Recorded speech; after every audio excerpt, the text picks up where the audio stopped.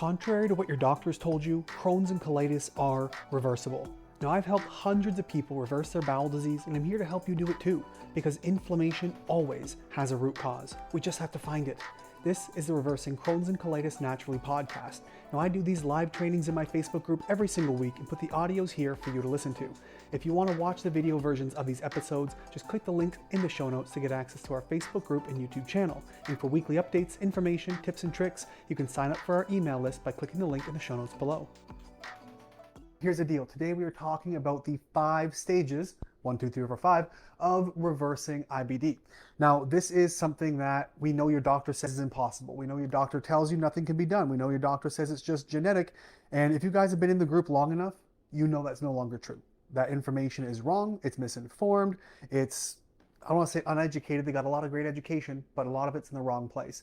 And so your doctor says it's genetic, it's unknown, it's a mystery, and no one can figure out why we get these diseases. And so we've long since proven it's wrong. Hundreds of clients over the last 2 years have come to see us who we've reversed 93% successfully. And so today we're showing you the 5 stages to reverse IBD. And these are the same 5 stages, or we call them the 5 R's, that I actually taught last week on international television in Texas on a show called Know the Cause. 70 different networks in like 65 different countries. It was very exciting. And so we were able to do that last week as well. And so we're going to show you what those are and how we do it. So here's the preface. Your doctor said it's impossible. Hundreds of cases we've reversed. We're proving them that it's wrong. We're now teaching it to doctors, and we're teaching it internationally. We did international TV last week talking about it, so the word is finally getting out. And today we're going to talk about 3 things. There's 3 things you're going to learn. The first one, we're going to teach you the 5 stages of reversing IBD. I drew some fancy pictures here. Hopefully they're not too small to see on your screen. The second thing, you're going to learn why what you're doing isn't working. And the third, I'm going to show you how easy this can actually be.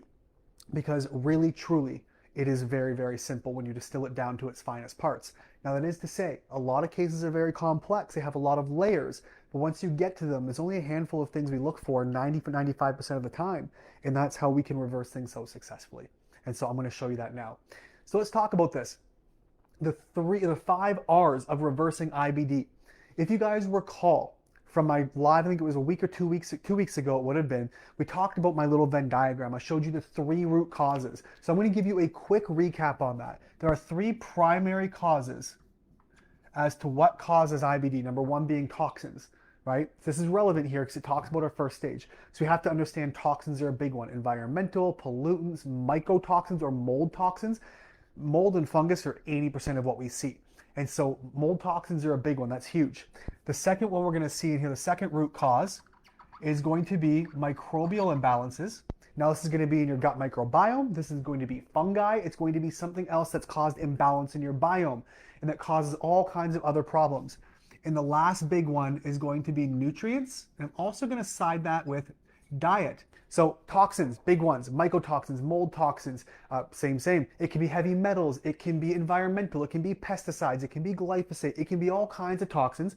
Microbial imbalances of good and bad. We need good bacteria, we need bad bacteria. It's about harmony. And things that create disharmony, antibiotics, diet, stress, nutritional issues, all kinds, create inflammation. And nutrients and diet, your body needs those. It's like having water to put out a fire. Your body is the firefighting team. Nutrients are the water. Your body's on fire. You are inflamed. It's trying to put the fire out. It needs nutrients to do so, and most of us are deficient, or we've been inflamed for many years and have burned through our resources. We're not replenishing because 1, our food's nutrient deficient. 2, we're inflamed and having trouble bringing more in. And we're providing steps on what to do about it, okay? So the first R of our 5 R's is a big one. And you know what? I want to preface one more time. Cliffhanger. If you are inflamed, right? Everybody understands. If you cut yourself, if you get sick, if you stub a toe or break a bone, your body inflames because it's healing you. We never stop to think. Western medicine and chronic inflammatory diseases or gut diseases never stops to think and ask, what is your body trying to heal you from? They go, oh, it's autoimmune. It's trying to fight itself. Why? A healthy immune system will not attack itself randomly. Many of you going through this, probably 75% of what we see, a little bit of gut issues within days, weeks, or months, popped off. Now I've got blood in my stool. I don't know what to do. That's probably 75% of who we see. you had a healthy immune system. Something had to get in there to cause inflammation. Your body's trying to heal you from. So our first step is to remove the problem. That's the first R in our 5 R's, okay? First step is remove. We have to remove the problem. Remove the thing that triggered the inflammatory response in the first place. Now, how does autoimmunity develop? Well, one, genetics are a part of that. It doesn't mean you're going to get autoimmunity. People fight me on this all the time. I'm going to win. I promise you that, okay? Genetics make you prone. There are common genes that contribute to autoimmune disease or Crohn's colitis. Common genes we see are things like NOD2. You can get tested for that. We have the IL or interleukin 23R. We have the IRGM genes. These genes make you prone. These are the most common ones, so that's why I talk about them. They change how your body uses autophagy or turns over cells. They change how your immune system balances inside the gut. They change how you might regulate bacteria. But in a healthy system, it's already regulated. This is a volume knob turned down. The genes are down. If we have toxins, inflammatory things creating inflammation that your body's reacting to, it turns the volume knob up, expressing your genes more so. Okay, we explained that in our 8-minute YouTube video. And so genes are part of it. They're not a guarantee. They're not a cause. They are just a simple piece of the puzzle. So we know genes are a small part of it. Moving on, we have to remove the problem. Remove the thing that turned the genes up. Remove the thing that turned up inflammation, because your body's reacting to something. We have to get rid of the problem. The most common things that I'm seeing right now in our practice over the last probably 100, 150 people is we're seeing a lot of fungal issues, a lot of mold issues. We're seeing a lot of parasites, Clostridia overgrowth, even though you may not have C. diff anymore. Clostridia overgrowth on a smaller scale we can see. We can test for that through urine. We're seeing a fair bit of, post-COVID's been really bad for people. A little bit of Lyme disease, especially on the east coast of the USA. I've seen a fair bit of Lyme disease as well. Barts and Babs and all that stuff. So those are our common causes. We have to figure out where they're coming from, what they're doing, and how many layers there are, and start removing. It's a careful process like taking down a Jenga tower. If you pull the wrong one, it crashes, you get sick. And so we have to remove pieces very carefully, very systematically, but removal is number one.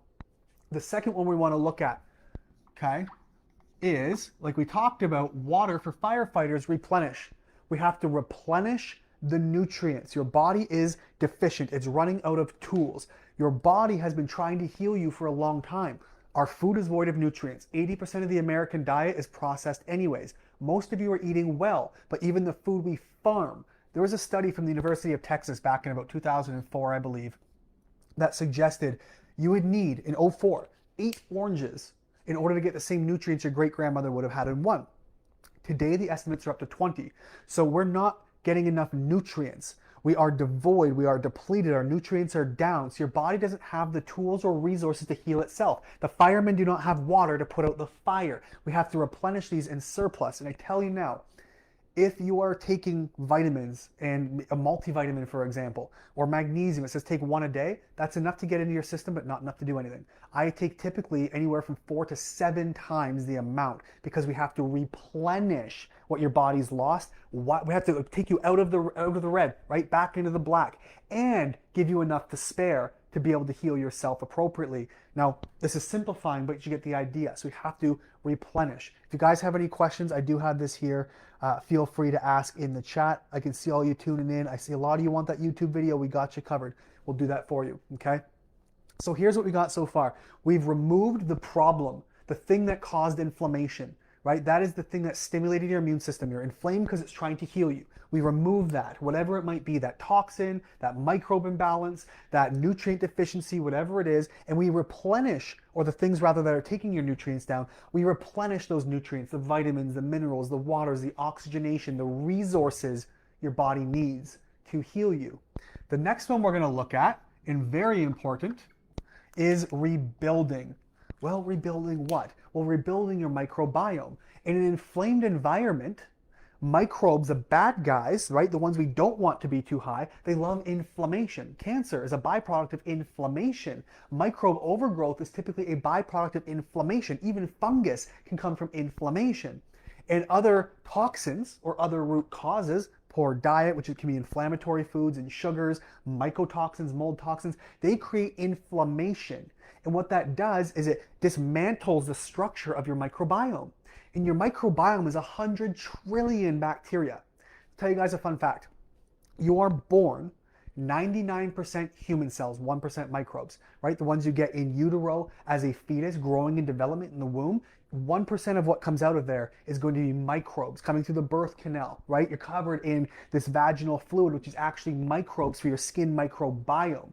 And this is how you're born. And then you start breastfeeding and it seeds and inoculates. These start to grow like grass growing in a meadow until it becomes a rainforest. By the time you turn, well, you die as an adult, right, or old age, you are 90% microbes, 10% human. They literally outnumber you 10 to 1. And so we have to rebuild this very careful, delicate ecosystem. You're born 99% human, you die 90% microbes. We have to rebuild this and take care of the integrity of it, or the structural integrity, the balance, because these are out of whack. Now, never once have I seen a medical doctor in a hospital do a stool test beyond calprotectin and basic pathogens, C. diff, E. coli, etc. What they check for is, do you have infectious bacteria? There's 100 trillion bacteria and they check for 5. We want to check for as many as we can to see what's imbalanced so we can figure out how to help your body heal. Your microbes, they're connected to everything. Your microbiome, I argue, might be more important than your DNA.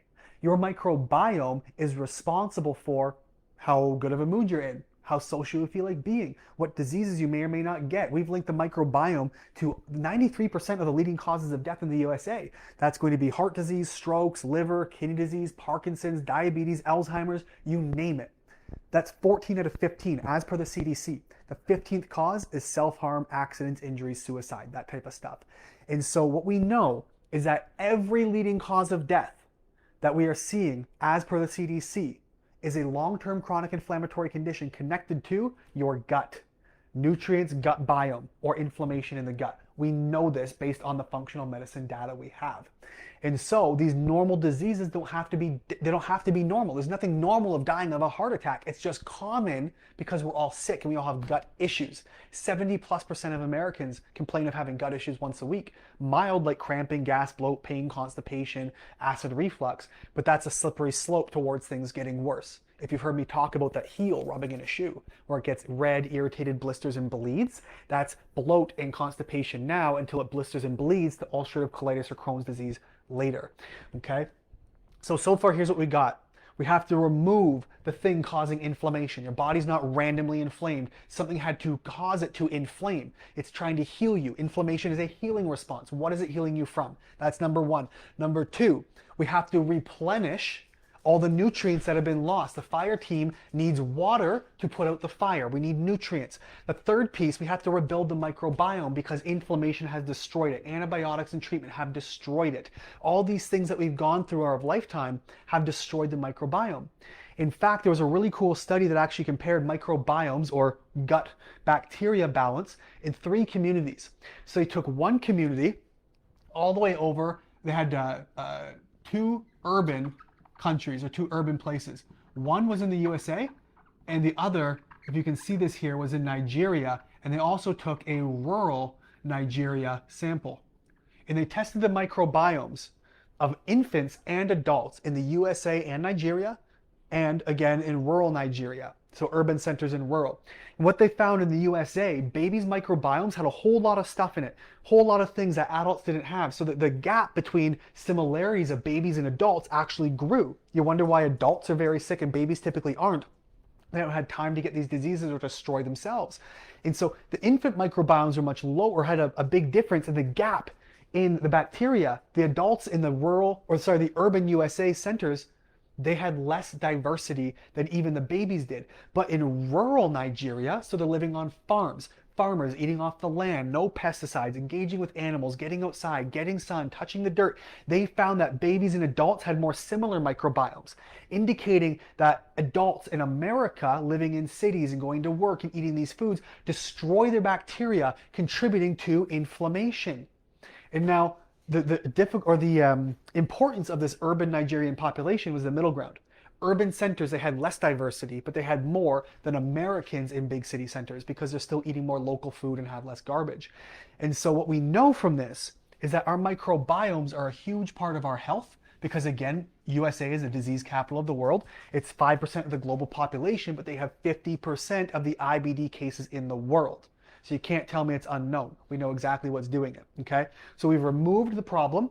We've replenished the nutrients. We're rebuilding the microbiome. This next one's also very important, guys. We have to, of course, we talked about inflammation. We have to repair the tissues. That is a piss poor repair, but you guys can read that. That's all right. So we have to repair the tissues. Again, why? Well, that heel's worn out. It's rubbed raw. It's blistered. It's bled. So now we've taken care of the problem with the shoe. We've replenished the nutrients. The tissues can start repairing. The immune system can balance. We've rebuilt the microbiome. So your body's no longer contributing to inflammation. It's giving the signals it needs. It's balancing the immune system. Now we can repair the damaged tissues. You're inflamed, you have ulcers, you have blood, it is worn out. Those tissues need repairing. And so we are in the midst now of repairing those tissues so those can seal back up like an open wound.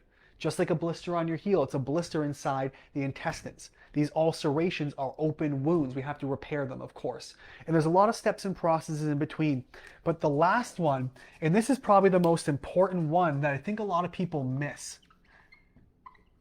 and this is not to boost, but to rejuvenate the immune system. We often think about boosting the immune system. Well, what is autoimmunity? Autoimmunity is an imbalanced immune system. You have all these immune pathways that work together, keeping things balanced like they're juggling. And what happens is they become imbalanced now. You have something causing a problem. You have low levels of nutrients, your microbiome's destroyed, the tissue's all imbalanced, so your body is super inflamed saying, let's repair you. Well, different pathways of your immune system, we call them Th1, Th17, Th2, we call them different things, but these pathways should work together. But because there's so much demand, it's imbalanced where one's up here and one's down here, and this precipitates toward autoimmunity. And so rejuvenation isn't about boosting. If we boost it, we boost the imbalance. We contribute to the problem. Instead, we want to rejuvenate it and bring it back to balance. So here are your 5 R's, the 5 steps of reversing IBD. Now again, if you guys haven't seen our YouTube video, we just put one out, or we're just putting out, it's an 8-minute video on the root causes, the 3 causes of IBD and the 3 reasons why it becomes autoimmune. Okay, the 5 stages, the next step here, removing the problem, replenish the nutrients, rebuild the microbiome, repair the tissues, and rejuvenate the immune system so it's no longer imbalanced. And these are the 5 steps that we use. Now, it's a very complex process. It's taken me 10 years to get here, but the idea is I want to break this down in a way that makes sense. And so if you're here right now on the call and you're going, man, this makes sense to me. My doctor's never tested for this stuff. My doctor's never asked. I'm 7 minutes in and out. I get a new medication, a new update, a new diagnosis, a new something where they classify me in a box. And you're like, I actually want to reverse this disease. I recognize there's something that causes inflammation. It's not random. I recognize that nutrient deficiency is a possible cause. I recognize my microbiome's probably out of whack. I'm gassy. I have smelly gas. I have some foods that really irritate me more than others. They're feeding bacteria. If you go, yeah, I also want to repair my tissues and rejuvenate my immune system to reverse what could be autoimmune, and it may not even be autoimmune yet. That's in that YouTube video. And if you go, yep, this sounds like me, comment solution below. Just comment solution in the comments here, and we'll give you some information about the gut health solution so you can see if it's a good fit for you. Now, if you haven't seen our YouTube video on the 3 causes, don't miss that chance. Comment YouTube in the chats here. So I'm going to move on to something else here. I'm going to give you guys a quick overview of those 3 causes, and I want you to watch that YouTube video if you haven't, because it expands much more on it. And we do have our full live, of course. It's about 40 minutes where we dive into great detail about this. But this has taken the world by storm. Like I said, if you guys are getting in here late, you're on the live right now. We've been on international television now. We're traveling all over the place. I was in Dallas and Miami last week doing podcasts and TV interviews. This is getting out there. We're right at the cusp. We're finally changing the tide. People ask me, if it works, why aren't you getting out there? We are. You just haven't seen it yet. But we're all over the place. We're doing podcasts with Sean Baker and Ben Azadi and Christine Hassler, and we're getting out. We are getting this to as many people as we can. And if you guys want information about this, I'm your source. Grab me while you still can, okay? And so those are our 5 R's. What I'm gonna do is I'm gonna quickly go through a brief overview of those three main causes of IBD so you guys can get a glimpse into that one. And in the meantime, I'm going to go through some questions really quick. Anne-Marie had asked, so if doctor tests for NOD2, these were the genes, guys, I'll put them on the board. This is a question from Anne-Marie. If doctors test for the NOD2, the IL-23R, or the IRGMs, that's what she's asking, and these come up negative, that means not autoimmune. Not necessarily. This is actually a great segue to our three causes. Genetics are just one factor of autoimmunity. Autoimmunity is a severity spectrum or an inflammatory severity spectrum. And so coined by Dr. Amy Myers, she calls it the autoimmune spectrum, okay? So we're here. This is going to be autoimmune. This is going to be, we'll call it low-grade inflammation. Okay, and over here, we're going to put IBS, and here's IBD. Now, this makes sense when you understand, we talk about that wear and tear, right? Someone comes in low-grade inflammation or irritation. They're bloated, they're gassy, they're whatever.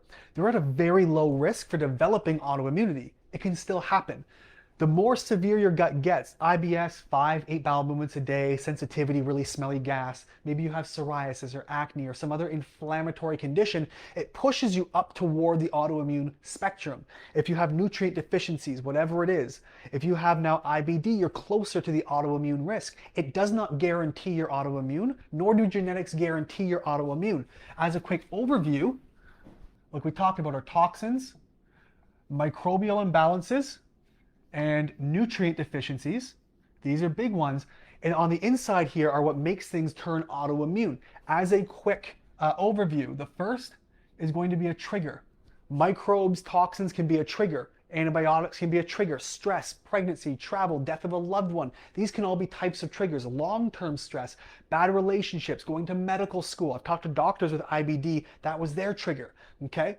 The next one we're gonna see is what we're just talking about here. With Anne-Marie's question is genetics. They make you more prone. Toxins can turn those genetics up. Nutrients, we call it nutrigenomics, is a study of nutrients and genes. If you're lacking nutrients or imbalanced in nutrients, it can change the dial, the up and down volume on your genes. And now if we take microbes and nutrients together, it creates something that we all know now called leaky gut. And leaky gut is a lead to autoimmune disease. And that in the middle here is where we get your IBD. Okay, and so three main causes: toxins, microbe imbalances, nutrients, with three main roots of autoimmune disease being a trigger, genetics, and leaky gut. This is where we get autoimmune IBD. If you have all six, you're super prone. If you have a couple, you're less prone.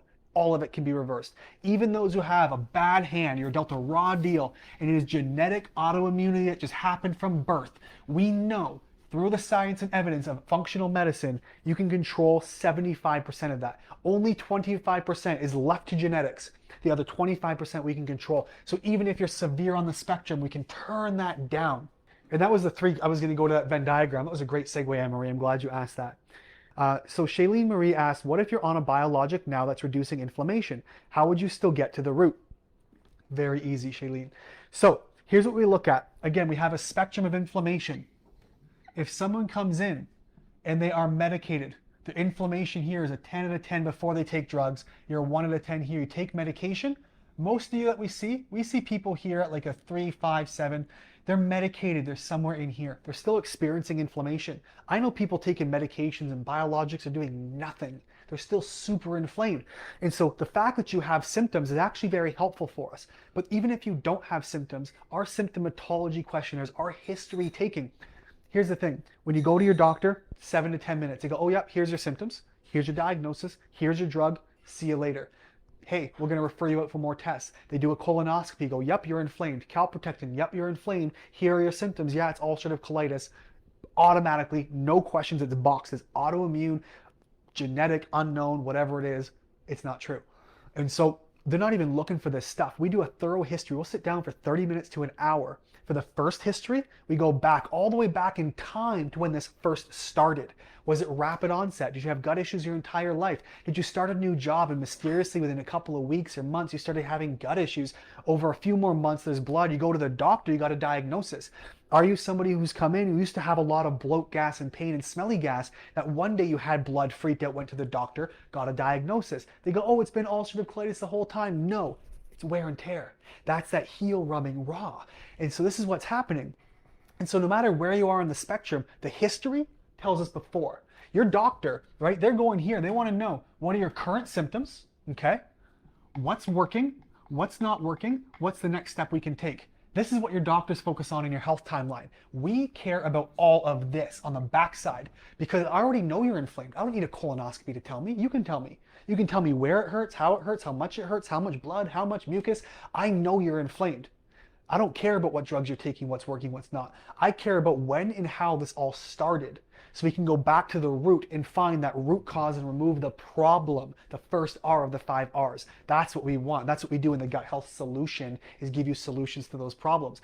And if you're asymptomatic, doesn't matter. We have testing we can do, organic acids and GI mapping and all kinds to go, yep, that is your problem.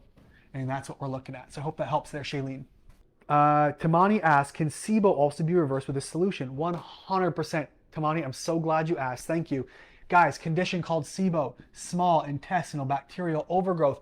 This one we've heard a lot about. It's made some mainstream media attention. It's when your small intestine has overgrowth of bacteria.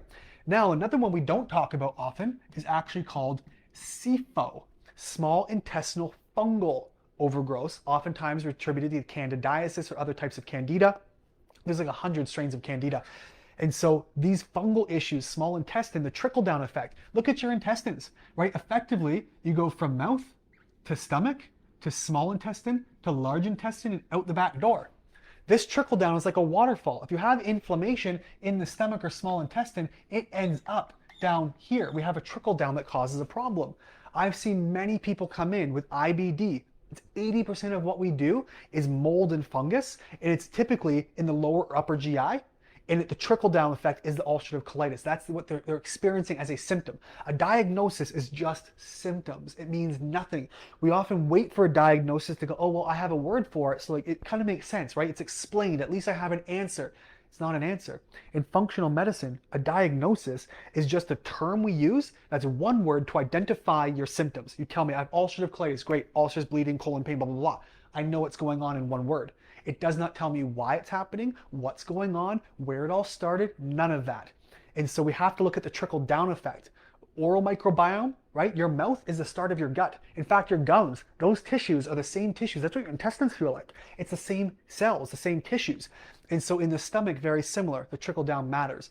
Absolutely, we fix SIBO or SIFO conditions with this, and they can absolutely be the root cause of your gut issues. And so if you're asking here, Tamani, you said you're asking, can SIBO be fixed with this solution? Hell yeah, it can. Absolutely. Monica says, oh, Monica was in our program. She did awesome. The program gave me my life back. Then I started eating like shit again because I have an issue with food and self-control. I getcha. I'm a storm eater. If I open a package of something, I eat the entire bag. And I ended up almost back to where I started before the program, getting myself well for the second time before going through the program again. It's so amazing how quick it can happen. It was amazing. Monica's doctor, I actually attribute my career to this man. He's been really great. Is Dr. J.P. Salibi at Carolina Holistic Medicine. He's a functional medicine speaker, or a doctor, international lecturer, speaker. He was working with her for about 3 years, and they did okay. 2 years, 3 years. We had her for 3 months. She came out of the gut health solution, and she was feeling like 80, 90% better after 3 months alone. And so Dr. Sleevey calls me. He's like, what are you doing? Let's get you involved. And since then, I've had the pleasure of meeting with some of the most famous doctors in the world. Dr. Stephen Gundry, Dr. William Lee. I met Lisa Bilyeu from Impact Theory, Women of Impact. It's been amazing. We're now on international TV talking about it because of Dr. Sleevey making these connections. And that's the difference, guys. It just takes one doctor to recognize what we're doing. It's really cool stuff. Tamani asked, do you need a colonoscopy to work alongside you? Nope. Now, what I can't say is do not get a colonoscopy. Not what I'm going to tell you, because legally that's a big thing. What I can tell you, and this is the question for you guys tuning in, the question is colonoscopies. Do we need them? The answer is absolutely not. A colonoscopy is a visualization of what you can tell me through symptoms. Hey, it hurts when I press here. Hey, I feel this burning here. I get urgency here. I have blockage here. I have pain here.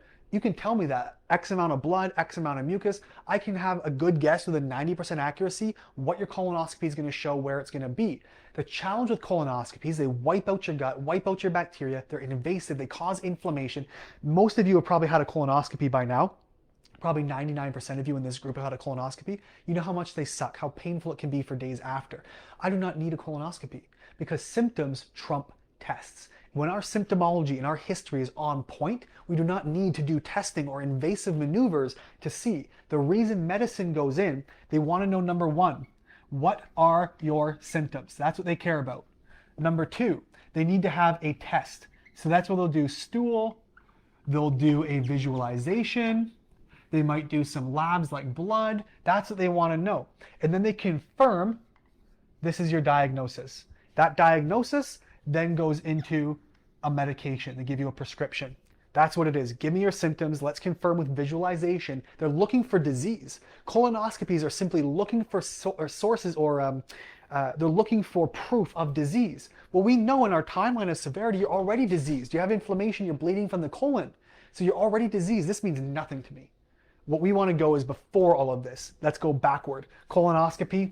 I have people all the time, so I'll wait for my colonoscopy. Guys, I promise, if you're waiting for a colonoscopy, it's for your benefit, not ours. All we need is symptoms, and we can reverse this whole process. It's just reading somebody's body more carefully than Western medicine has the time to.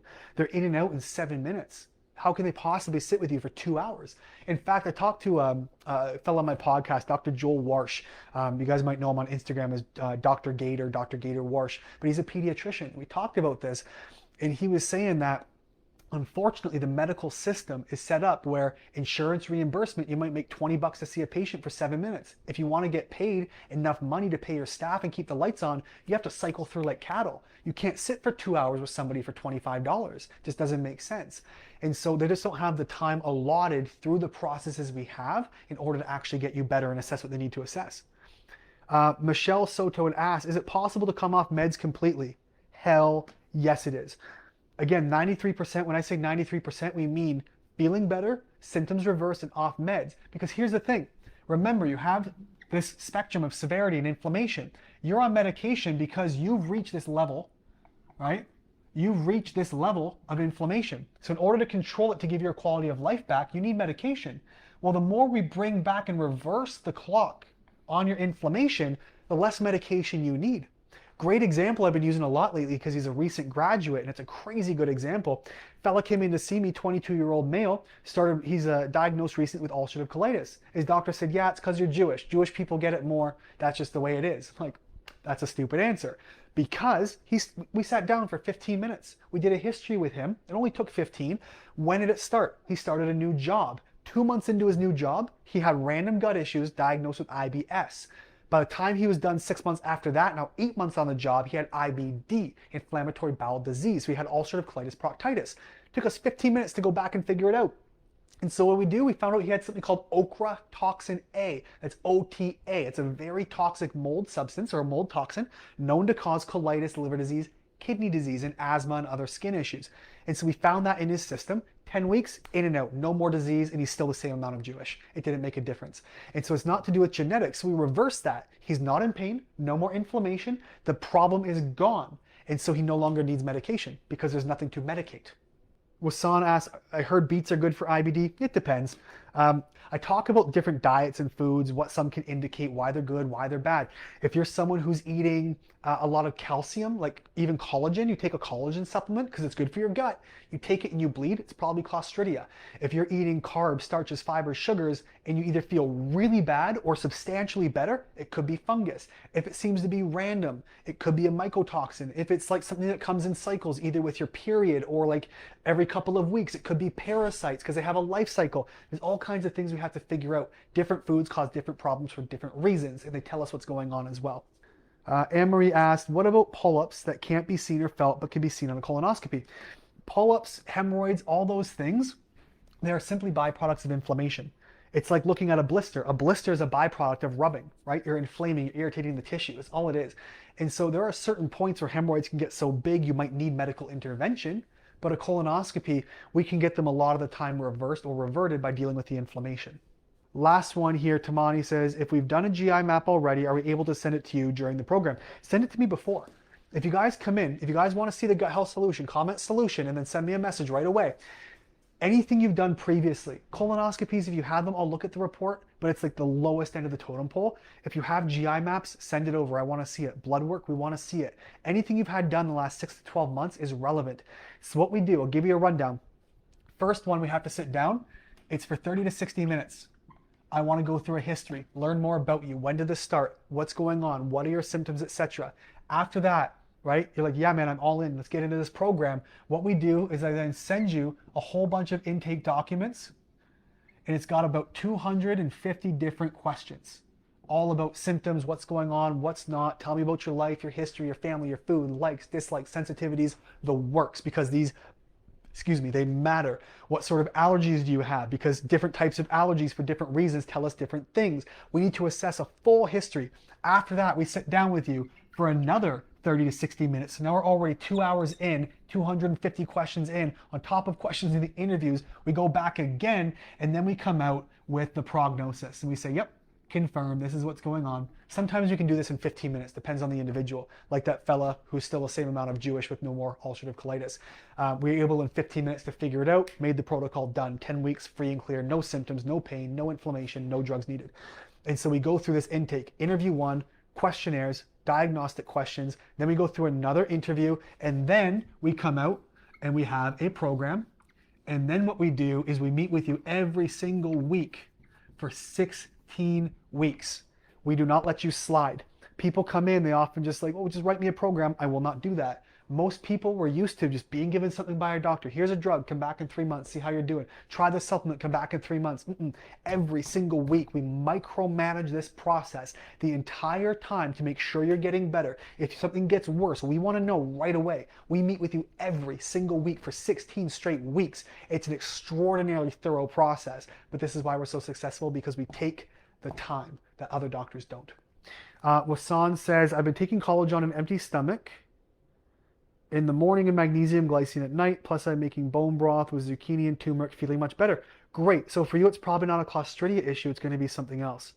Shailene had asked, what about long-term remission? I guess this program is new. Like Monica, if she didn't stick to plan exactly, was she flaring again? The disease is confusing. Great question. So the question here as a summary is, can we stay reversed long-term? Yes. But here's the thing. I recommend 1 to 2 months of carefully dialed in programming for every year you've had a problem. So Monica's had hers for many, many months. She was in a 90-day program. She was in it 3 months. She was okay. We're 16 weeks now because it reduces our flare rates. But staying in remission is easy, but there's many different layers to it. Right? So someone comes in, the first layer, say it's a mold issue, like our fella, 22-year-old male. We got mold. Now mold's out, that's great. He's feeling 99.9% better. We just have to confirm with his doctor now, but he's got no symptoms. There's no gas, no bloat, no pain, no nothing, no blood, he's great. So that was mold. But I've had some people come in and we got the mold. 8 weeks, like, dude, I'm 50% better. I haven't been this good in 15 years. Great, but you're only 50% better. What else is going on? Maybe we have to dive in now and do another test. We might look at an organic acid test, because there's always layers. And it depends. Everybody's body, 1 to 2 months is the average per year you've had the disease, but everyone's body will move through the 5 R's differently, right? They will remove their toxin. Depending on what the toxin is, it might take weeks or months to get rid of. Replenishing nutrients could take a little bit longer for some. Rebuilding the biome, depending on the severity of the damage, can take time. Tissue repair, it's typically about the same for everyone, and rejuvenating the immune system can take time. So our 5 R's, your recovery and how well you can actually stay in full-blown remission is up to how quickly you get through the 5 R's, how much you stick to it and continue on. There are some people who feel better coming out of the program, and it's like, well, I feel better, so I forget about it, and they slip back to old habits. This is a lifelong thing. It's not because you guys have IBD, you'll be stuck with this forever. But there are people, for example, who can go from a very healthy gut, no genes, no anything, who can treat their bodies poor enough and develop IBD because they've had so much wear and tear. This is what we do in the Gut Health Solution. We have to figure all your roots, all your causes, reverse every layer, no stone left unturned. But even then, the healthiest gut can still become unhealthy and bleed through poor diet, lifestyle, nutrition, toxins. So if you go back to the thing that caused the problem, maybe it's mold. You go to visit grandma once a year and you have ulcerative colitis and she's got an old home full of mold. You go back at the end of the year, you re-inoculate the mold, you start undoing all the things we just worked on fixing. And so we have to stop that from the root, repair the damage, and keep those roots out that caused the problem in the first place. Well, here's a great question from Anne-Marie. Does the Crohn's label still stick even though you're through the program and in remission? Depends on who you ask. So Dr. Jill Carnahan, she's actually a medical doctor I've had on my podcast recently. She's a mold expert. She had Crohn's disease when she was in her teens. Because if you go back to the 3 roots, right, we talked about toxins, microbes, diet, nutrients, right? On top of the things that make it autoimmune, which are genetics, we have leaky gut, and we also have your trigger, right? Well, guess what? Jill, full of toxins, grew up on a farm full of pesticides, ate medium to poor plus pesticides, caused microbe imbalances. She also had a parasite at the time. Diet was medium. Genetics, she had the NOD2 gene. She went to medical school for 6-7 years, really high stress trigger, and that leaky gut. So she developed autoimmune Crohn's disease. But she's 23 years now, completely reversed, no signs and symptoms, no full remission. I can't use the word cure. She's like, I cured it, dude. She's like, it's gone, because there's nothing else contributing to disease. Disease isn't random. On the other hand, we had a testimonial from Ashley, one of our clients. If you guys saw that a few weeks ago, she was here in the group, and she had Crohn's disease. She had Crohn's disease for, I don't know how many years it was, but 90 days after starting the program, 90 days, that was it. She went back to her doctor. They did what's called a CT enterography. And the CT enterography, it's kind of like a visualization. They sort of scan the body. They did this CT, and her doctor went, the disease is all gone. Like, there's no inflammation, no blood, no ulcers, no nothing. Disease, Crohn's, gone after 90 days. And her doctor goes, but I'd really like you on Entyvio. She's like, why? Well, because you have Crohn's disease. She's like, no, I don't. You just scanned me. Like, if you weren't looking at her previous chart, you would never know she had any kind of bowel disease. And her doctor's looking at the chart going, you have Crohn's. Get on the Entyvio. She's like, why would I suppress my immune system when I've removed the problem, when I've replenished my nutrients, rebuilt, repaired, and rejuvenated my immune system? There's no disease. This doctor's trying to give a perfectly healthy person immunosuppressants because the chart says so. And that's the problem I have with Western medicine. And so, Anne-Marie, to answer your question, depends on who you ask. On that note, guys, thank you so much for coming. It's always a pleasure when you're here, you're engaging, you're asking questions, you're commenting. I love that. It makes us so much better, and it's a better experience for everybody else too. So thank you for paying it forward. Thank you for being here. Thank you for letting us know if you're live or replay and asking your questions. We'll see you next week. Thanks for listening. Now, if you want help reversing your IBD, I'd like to invite you to join our Reversing Crohn's and Colitis Naturally community, where we give you the tools you need to actually reverse your IBD. Now, we've got courses, live Q&As, coaching calls, done-for-you meal plans, programs, and huge discounts on supplements from some of the top suppliers. Just click the link in the show notes to learn more.